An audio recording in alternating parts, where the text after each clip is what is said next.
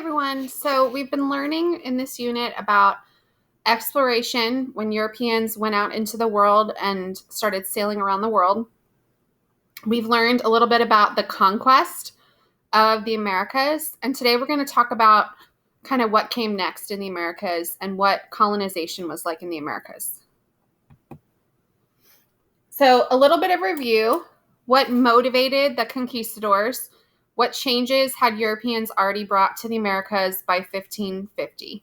So the conquistadors, like Hernan Cortez, who conquered the Aztecs, and Francisco Pizarro, who conquered the Incas, they were motivated by wealth, finding personal wealth and also wealth for Spain, power, spreading Spanish control throughout the world, adventure, things like that.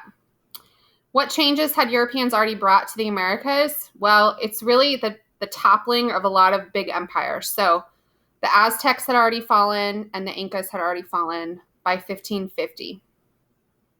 Also, a lot of Native Americans were already dying due to European diseases like smallpox.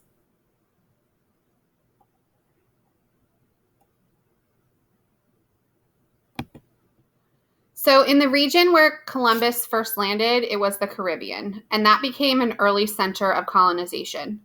Europeans set up plantations for cash crops like sugar and tobacco. So a cash crop is one that's grown for sale, not for survival. So it's different from a farmer who's just subsistence farming to feed his family. These are things that are grown to be exported and to be sold for a profit. Some examples: sugar and tobacco. So the Native Americans who were in the Caribbean already had agriculture. And so initially they provided labor to the Spanish, or they were forced to provide labor to the Spanish. And it's sort of the beginnings of what we called the encomienda system. However, we know that the Native Americans started to die of European diseases. And so Europeans needed another labor source. It's after that Europeans began importing African slaves to work on the sugar plantations. So why did the Europeans begin importing African slaves? They needed more labor for their plantations after too many Native Americans died of diseases.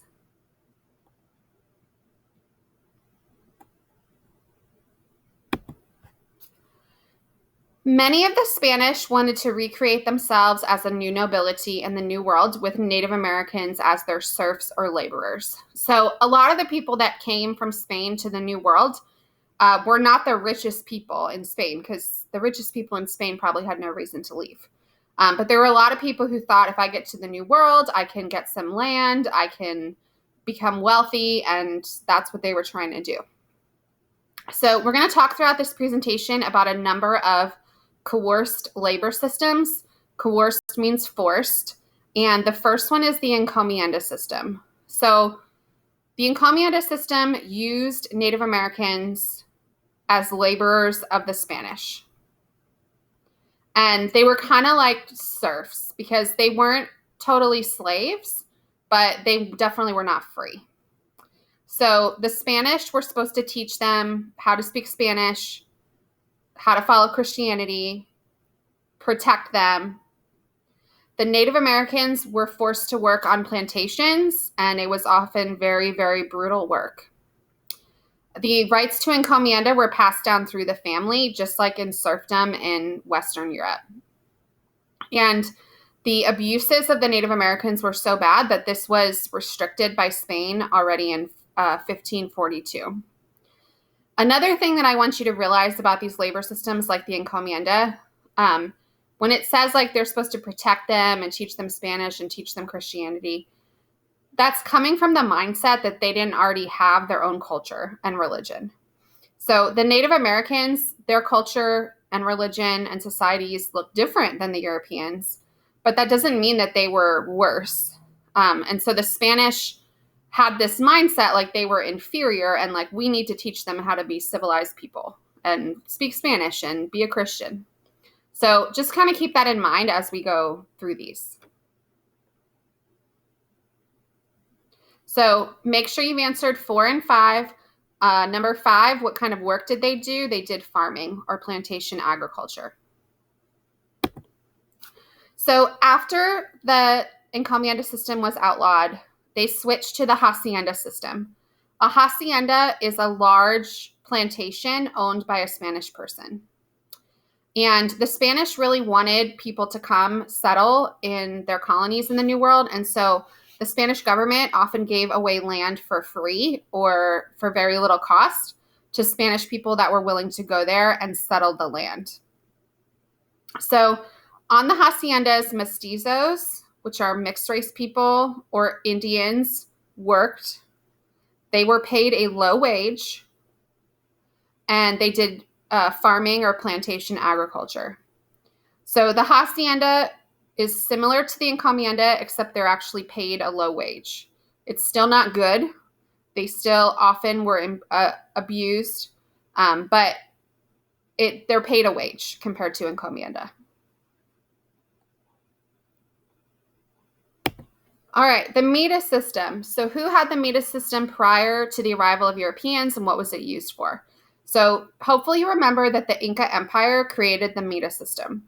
The Mita system in the Inca Empire was like a tax where maybe like a month a year, citizens of the Inca Empire had to go work for the empire, like construction projects and building roads or farming or making cloth or all different things.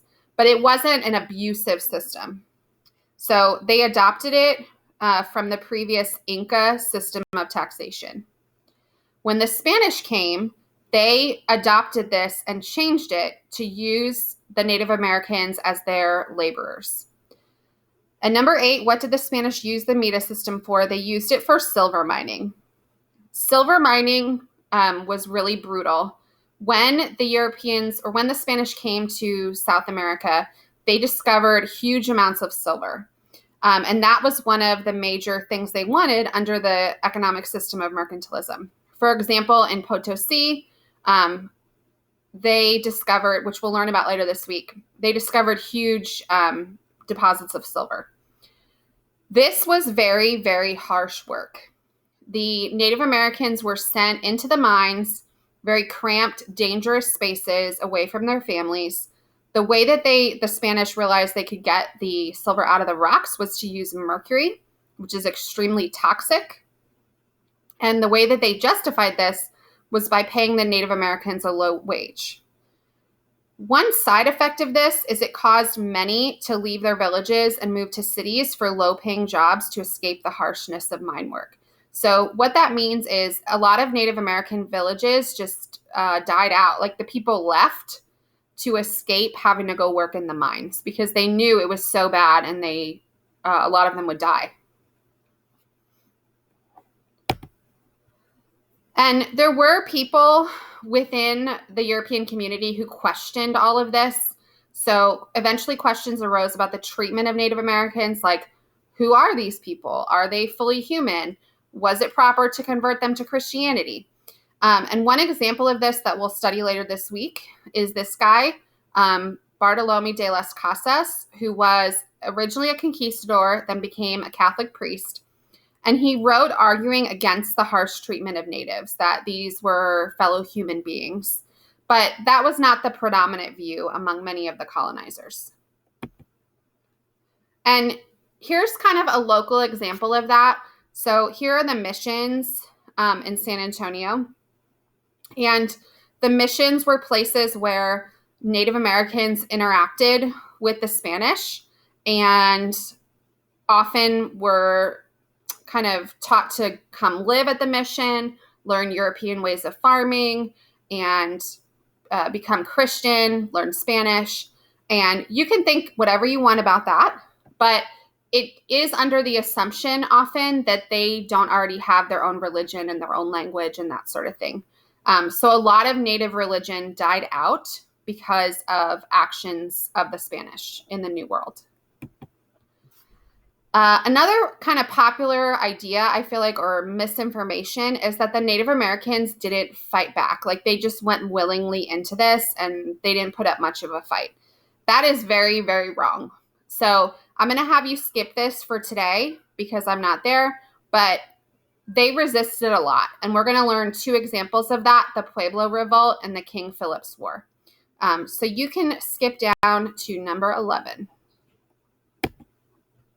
So we learned about this previously, but mercantilism is the economic theory that is guiding all European political and economic decisions at the time.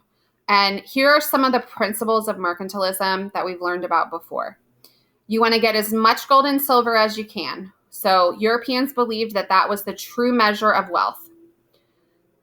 In the Americas, the Spanish took a tremendous amount of silver out of the Americas.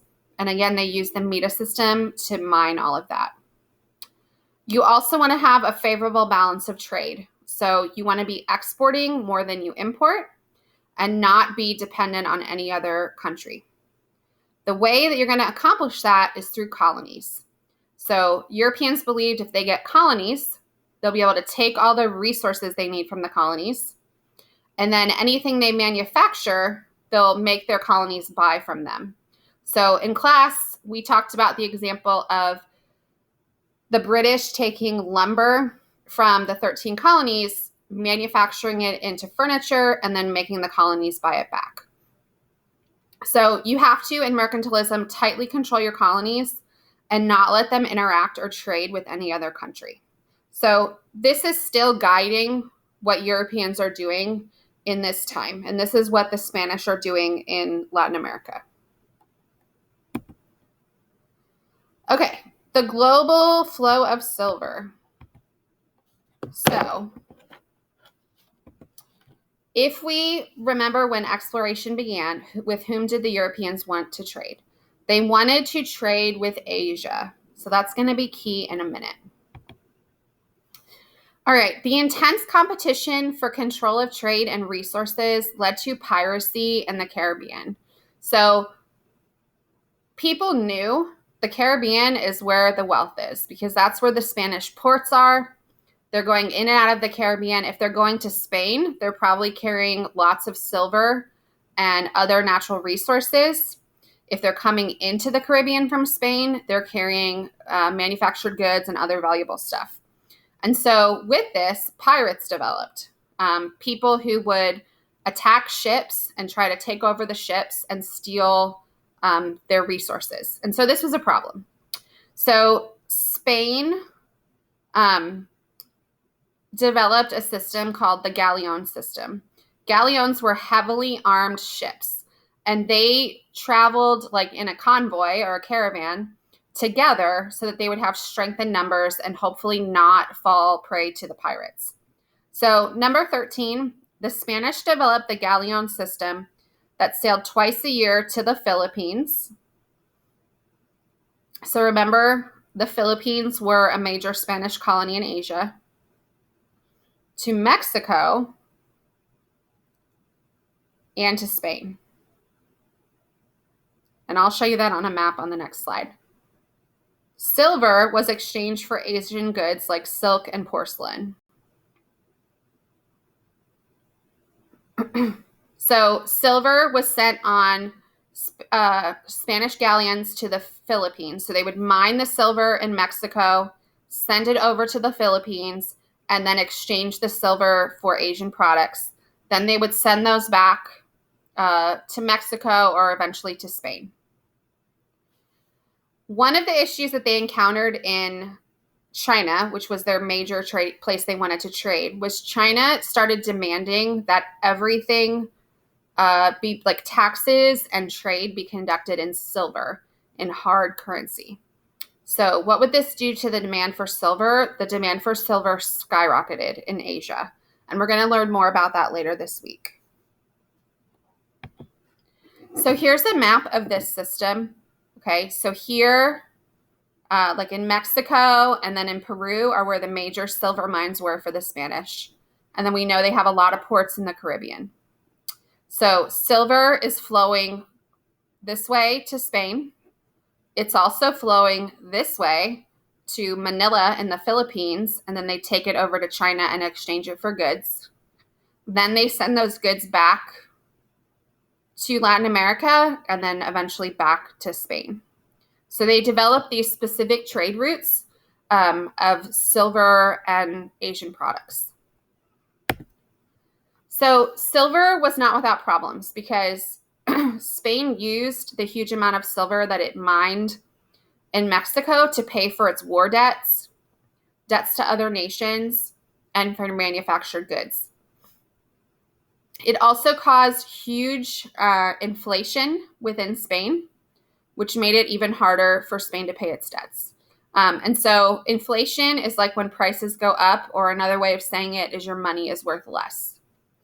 The reason this happened is that if they're using silver as currency and then they mine a bunch of silver in Latin America and send it to Spain, it's sort of, I mean, not quite, but it's sort of the equivalent of just printing more money.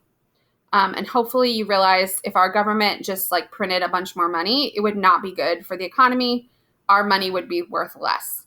So why did they do this? I would say in the 1500s, there's just not a strong understanding of economics like we have today. The field of economics had not been fully developed, and they just didn't really anticipate what was going to happen.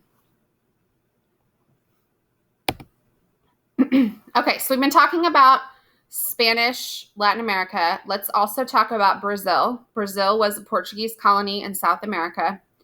Brazil focused on agricultural production, especially sugar.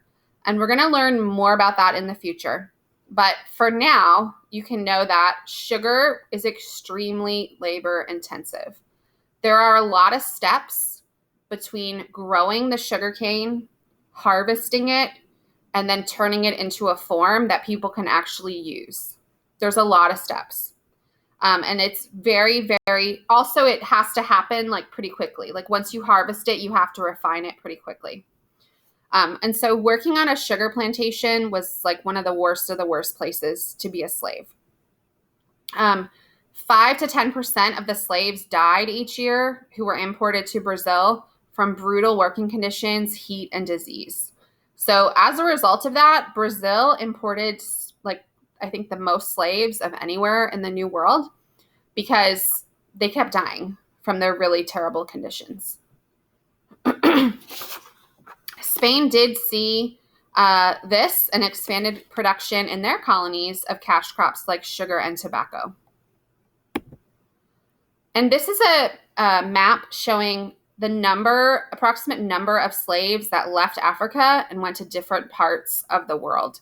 And I think living in the U.S., we think about a lot of slaves coming to the U.S., and you can see about 500,000 did come. But the majority went to Brazil and the Caribbean, where sugar was being grown, because, it was so terrible, they had to keep replacing them. Whereas in North America, the slaves tended to live long enough to have their own families and have children who became slaves. So that in itself is terrible, but it's just a different thing happening. Okay, let's talk about politics. So who took over the Aztecs and through what means? So we know that the Hernan Cortez conquered the Aztecs. And we watched the video, Guns, Germs, and Steel, about how Francisco Pizarro took over the Incas. So they used advanced weapons. They also had the diseases on their side that weakened those empires. So what happened politically to Latin America? The indigenous political structures were replaced by European ones. So these places had their own governments, but those were toppled and replaced with European-style government. Spain set up 2 capitals in what they called New Spain, one in Mexico and one in Peru. And so those are the 2 centers of administration, Mexico and Peru. And number 18 asks, what is a viceroy? So a viceroy is a governor who ruled in the name of the king. So this person is like over the colony. They're right under the king, and they control the colony. So there was a viceroy who sat in Mexico and a viceroy who sat in Peru. Slow transportation and communication made total control difficult. That just means in rural areas, the people probably like had more freedom on what they decided to do because the viceroy, although they tried to control everything, couldn't control every aspect of people's lives.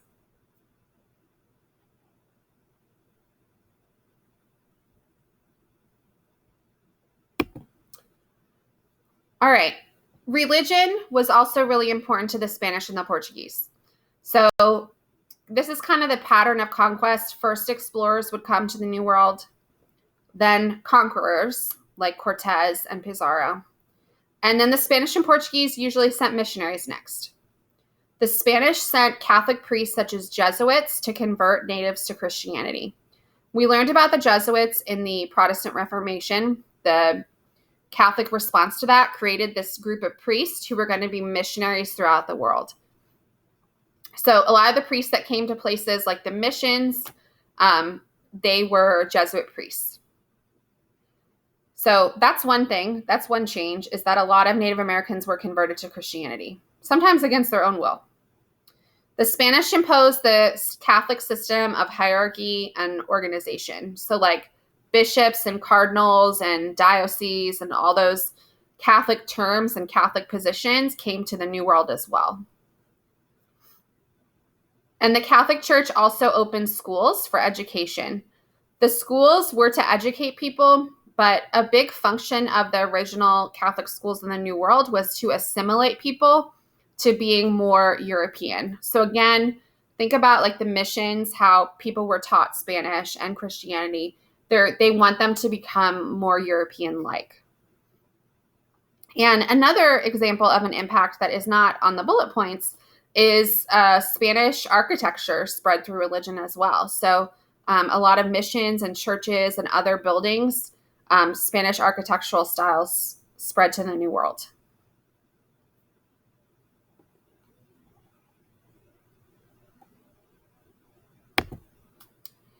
Okay, one big topic we're going to talk about in this unit is religious syncretism. So religious syncretism occurred as religious beliefs blended with Christianity. So the Europeans brought Christianity, and then it blended with different things that were in the Americas. So the first one we're going to talk about is Vodun, also called voodoo in North America. So Vodun blended Christianity and African beliefs. So Christianity and African beliefs. This is a religion that's still common in the country of Haiti today.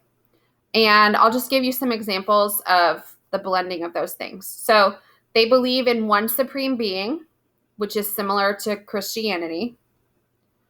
They believe, though, that supreme being doesn't interfere in daily life. So that's kind of different from Christianity. People worship and honor spirits, saints, and ancestors. So ancestor worship was important in Africa. That's like bringing in the African element.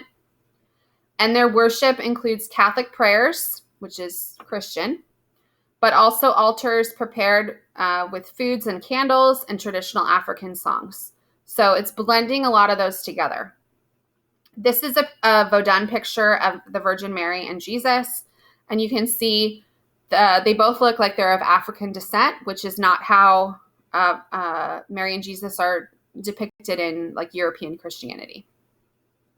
So syncretism occurred readily as these different belief systems blended together. All right, another example of religious syncretism is with Native Americans. So many Native Americans who converted to Christianity after the arrival of the Spanish simply continued worshiping their gods in the guise of the saints of the Catholic Church. So what does that mean? The Native Americans were polytheistic. They worshiped many gods. Some of them in Spanish territory were forced to convert to Christianity. And so maybe they appeared to convert to Christianity, but they kept worshiping their gods that they had always worshiped. And they began to make this acceptable. They began to associate different gods with different Catholic saints. And so devotion to a saint or a religious figure is called a cult of a saint. Cult today has a negative meaning. It doesn't mean negative here. It just means devotion. And so cults of saints became very popular amongst South Americans. And this is a lasting effect. I mean, 40% of all the Catholics in the world reside in South America. The current Catholic Pope is from South America. So a good example of this is Our Lady of Guadalupe, or the Virgin of Guadalupe. And there's kind of a legend of this. Here's the image of the Virgin of Guadalupe. It's a real popular image in places like Texas that are real influenced by the Spanish. So if you've seen this before, this is the story behind it. So the legend of this is that in 1531 in Mexico City, Juan Diego, a peasant, saw a vision of a 15-year-old girl surrounded by light. She spoke to him in Nahuatl, saying to build a church in her honor. Diego interpreted her as the Virgin Mary. She promised him that she would perform a miracle to prove that this was real, and his uncle was healed. She filled his cloak with roses that in the story, the roses then fell out of his cloak onto the ground and created an image of the Virgin Mary. So in the Virgin of Guadalupe, she's usually represented with darker skin, where she looks more like an indigenous person and less like a European person. So this became a very famous image, and it's sort of an example of the blending of cultures. And so once again, how did Native Americans blend Catholicism with indigenous religion? A lot of times they just began to associate their old gods with the saints of the Catholic Church.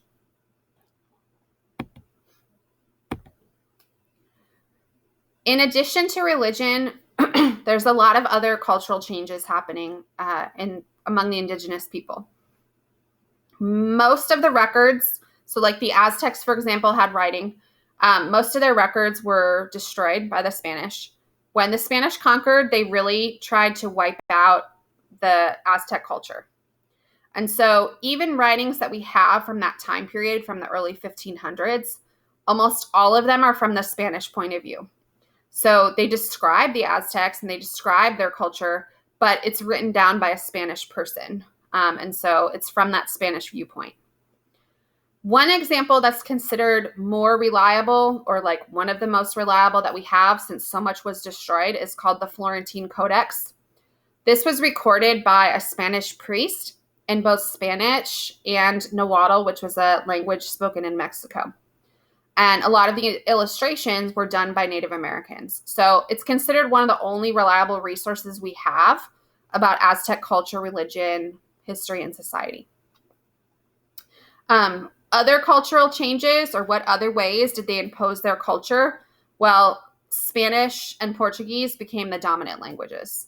So some of these native languages that existed before are still spoken in rural areas in Latin America. But I know that you know that Spanish is totally dominant in Latin America and Portuguese is totally dominant in Brazil. So a lot of culture and language is just lost forever. There's no one who speaks it anymore, and it can never be recovered.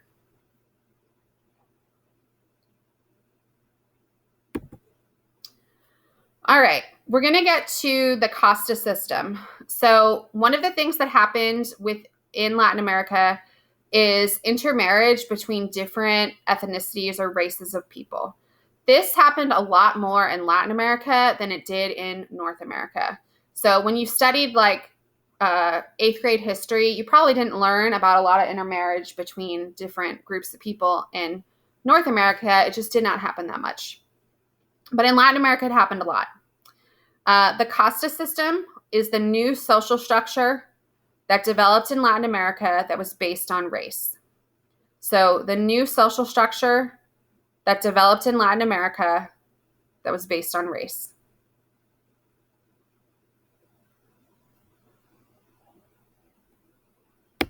And we're going to fill in the social pyramid. This is something that is not only important for this Unit 4 that we're currently studying, but it's going to be important for us to understand as we go further in history and see why people revolted in Latin America and demanded their freedom. So at the top of the casta system are peninsulares. These are people who are white and European born. So we call them peninsulares because they're from the Iberian Peninsula. So these are people who are Spanish and came to live in the New World. Beneath them are Creoles. The Creoles are also white, but they're American born. So they're like the children of peninsulares. Like the peninsulares came and settled, and then they had children who were born in the Americas. One thing to notice that's important is they are both exactly the same, but it's just where they're born. And notice the Creoles are second, like they're under the peninsulares. They're not equal. So that's going to be an issue later in history. Under that are mixed race people. Mestizos are people who are part European and part American, Native American. Mulattoes are mixed race people. They're part European and part African. Now, one important thing to note here, we are going to use these terms in this unit because they're historical terms. You'll see them in primary sources, but these are not acceptable terms to use today. So, don't leave this class and call mixed race people by these terms. Today, they'd be considered offensive by a lot of people, but they're historically what was used. And then at the bottom are Native Americans, like full-blooded Native Americans, and African slaves. So go ahead and pause here if you need to finish filling this in.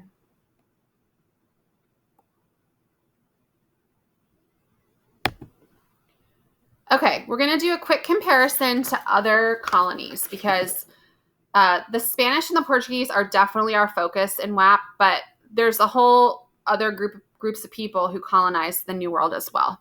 And so if you want to, you can just write down one key fact about each one. That would be fine. So the French are in green on this map. So they controlled Canada and then what was Louisiana. You remember the Louisiana Purchase from American history? It was the middle of the U.S., so they controlled that. They got here by looking for a Northwest Passage. They found a lot of rich natural resources, especially furs and timber, and they spread Christianity. The French were Catholic, and so they spread Catholicism through that region. One of the problems that the French had is that they had fewer settlers. They couldn't convince a lot of French people to come live in the Americas. And so that just made their colony overall less successful than, say, the British or the Spanish. Okay, the Dutch settled New Amsterdam, which became New York City. So they had a colony right about here. And they were forced out of the North America by the British. After they were forced out by the British, they focused on the spice trade in Asia, which is where the Dutch really dominated. They took over a lot of Southeast Asia and became the dominant force in the spice trade. All right, the British founded Jamestown, Virginia with a joint stock company. They grew the cash crop of tobacco. Initially, they did not import slaves and instead used indentured servitude. So the last question is, what is indentured servitude and why would someone become an indentured servant?